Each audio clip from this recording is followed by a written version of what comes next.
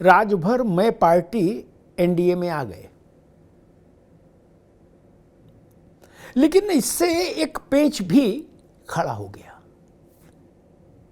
राजभर की पार्टी से ही माफिया मुख्तार अंसारी का बेटा अब्बास अंसारी विधायक है।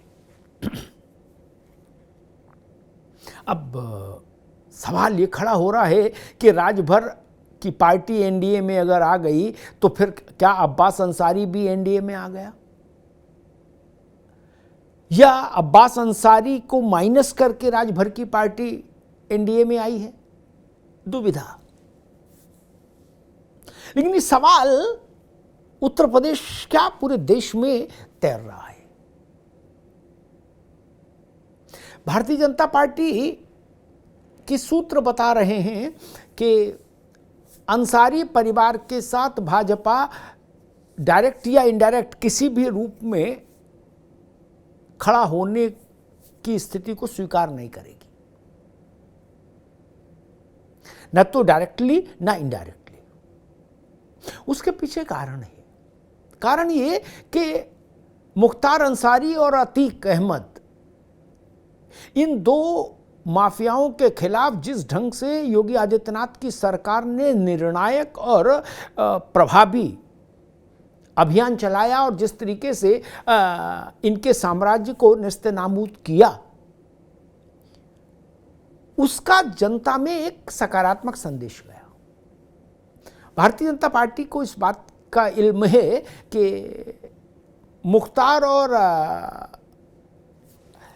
अतीक के गैंग को घुटनों पर लाने के बाद उत्तर प्रदेश में कानून के राज की मर्यादा और ज्यादा बड़े फलक पर स्थापित हुई। ऐसे में मुख्तार अंसारी या उसके किसी परिजन के साथ दाएं या बाएं किसी भी ढंग से खड़ा होना पार्टी के लिए नुकसानदेह होगा। इसलिए माना यह जा रहा है कि मुख्तार अंसारी के बेटे के साथ कोई संबंध न रखा जाए, इस बात का संदेश ओम प्रकाश राजभर को भाजपा देगी। आपको याद होगा ओम प्रकाश राजभर भी कुछ समय पहले तक ये कह रहे थे कि अब्बास अंसारी से हमारा कोई लेना देना नहीं, हमने तो अखिलेश यादव के कहने पर टिकट दी थी, वो अखिलेश यादव का कैंडिडेट था, टिकट हमारी थी, बस चुनाव चिन्ह हमारा था। चूंकि अलायंस था अखिलेश यादव के साथ हमारी पार्टी का, इसलिए उसको टिकट मिल गया।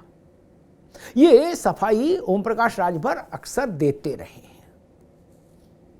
लेकिन भाजपा के साथ और एनडीए के साथ जब ओम प्रकाश राजभर को चलना होगा आगे, तो इस सफाई से भी एक कदम आगे जाना होगा। भाजपा में और खासतौर पर योगी आदित्यनाथ के लिए ये कतई मुमकिन नहीं होगा, कतई संभव नहीं होगा कि मुख्तार अंसारी या उसके परिवार के साथ किसी तरीके का राजनीतिक समायोजन, समीकरण, समझौते जैसी कोई परिस्थिति बने। क्योंकि इसका संदेश केवल मऊ, आजमगढ़, गाजीपुर तक नहीं रहेगा, फिर वो पूरे प्रदेश के साथ साथ पूरे देश में जाएगा। और जिस मुख्तार के खिलाफ भारतीय जनता पार्टी ने एक बड़ा राजनीतिक कैंपेन चलाया, उसके बेटे के साथ किसी तरीके का रिश्ता रखना भाजपा जानती है बड़े घाटे का सौदा है। अब ओम प्रकाश राजभर के लिए भी भारतीय जनता पार्टी के ऐसे किसी भी निर्देश को स्वीकार, शिरोधार्य करने के अलावा कोई विकल्प नहीं। राजभर इस बात को अच्छी तरीके से जानते हैं कि जब जब वो अकेले चुनाव के मैदान में उतरे हैं अपनी पार्टी को लेकर, तब तब वो असफल रहे हैं।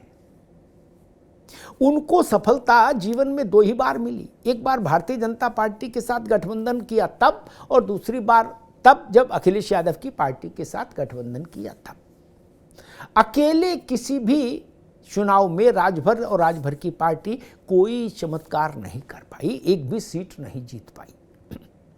भाजपा के लोग पहले कहा भी करते थे कि ओम प्रकाश राजभर के हाथ में हल्दी तब लगी जब भाजपा के साथ आए थे वो, अब दोबारा फिर ओम प्रकाश राजभर भाजपा के पास आए हैं। उनके तमाम वो पुराने बयान हवा में तैर रहे हैं और कुछ जानबूझ के भी तैराए जा रहे हैं, जिसमें उन्होंने पानी पी पी के भाजपा को कोसा था, अखिलेश यादव जिंदाबाद का नारा लगाया था विधानसभा चुनाव के दौरान। योगी आदित्यनाथ पर भी तमाम कटाक्ष किए थे, नरेंद्र मोदी, अमित शाह, सब पर। लेकिन राजभर राजनीति के चतुर खिलाड़ी हैं।